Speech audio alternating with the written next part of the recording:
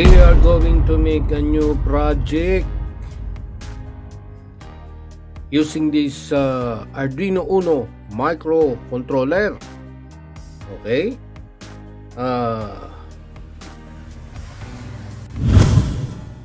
we're going to use a push button to control this LED with resistor. This is a homemade LED module. The resistor, the resistor is in series with the LED. 2.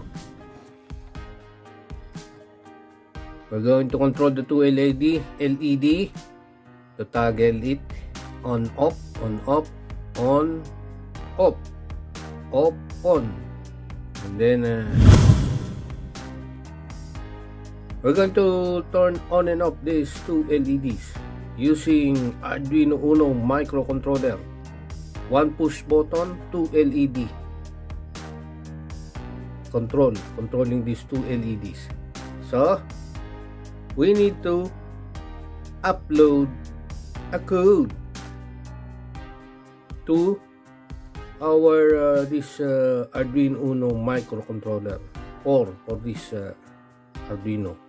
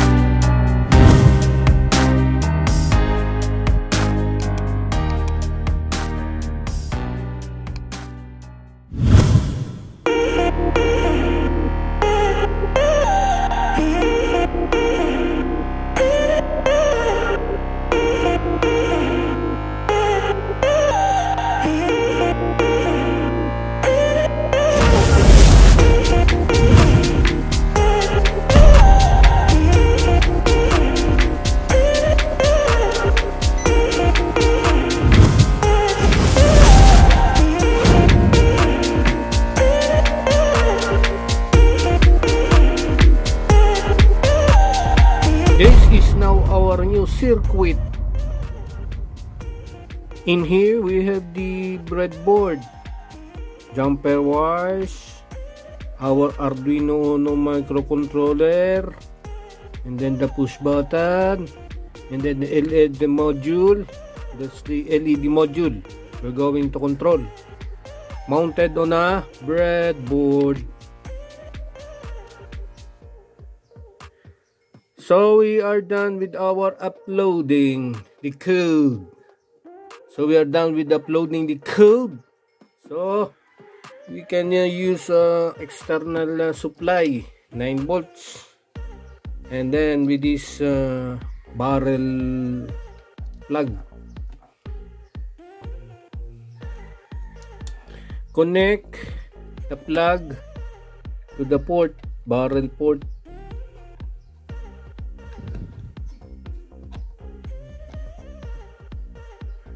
Then we have now the power.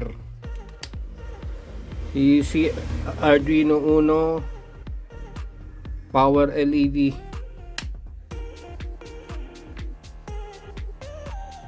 So what is how to control the LED? By pushing the button. Push the button. One more. Okay. Then off. On, push it again, and then off. On, off, on, then off. So this is just like a manual LED chaser or alternate dual LED chaser. This one is on, this is one is off. If I'm going to press it again, off, then on, then off.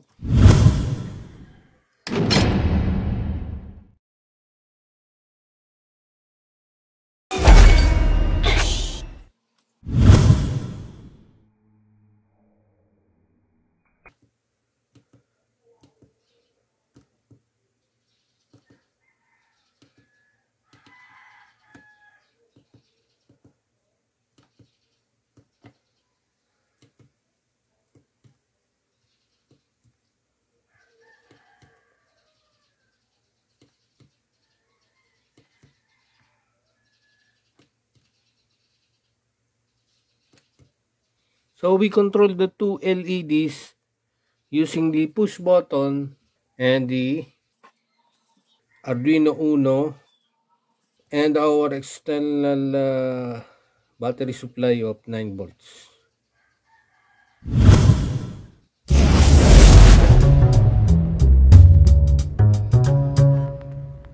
We have now the figure 1 button 2 LED control using Arduino Uno. Using only one button, push button, controlling the two LED on and off. This is our Arduino Uno microcontroller, 9 volt supply, battery connected to the port. That is the supply of the Arduino Uno microcontroller. The ground of Arduino Uno, they are all connected to the 10K resistor, blue LED,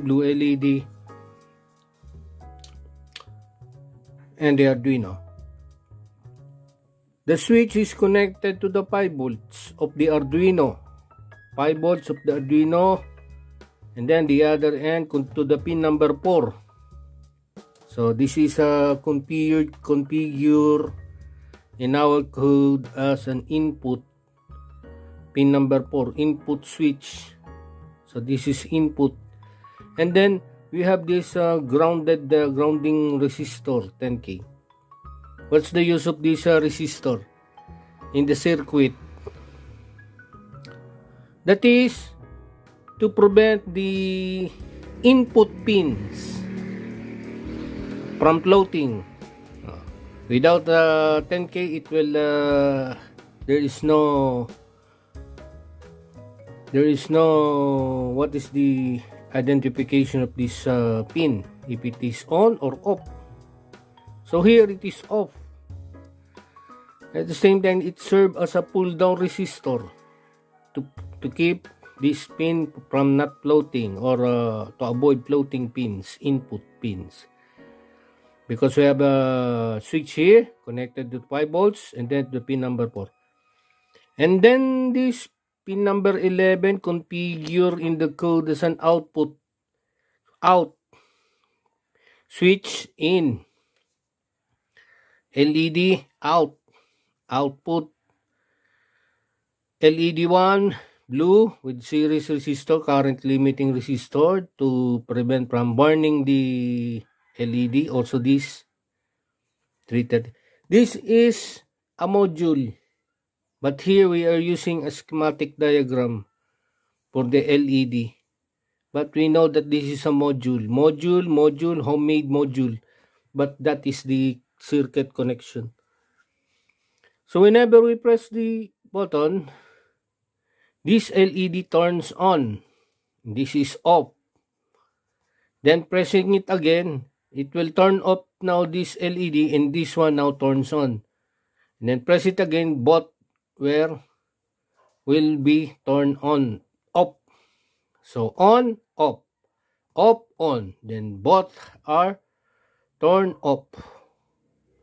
And then on again, off, then off, on, and then both turn off. That is the sequence of the code. So we use the code to turn on and off this LED, as we have in our demo or demonstration. How to? It serves as it is just like a manual LED chaser, or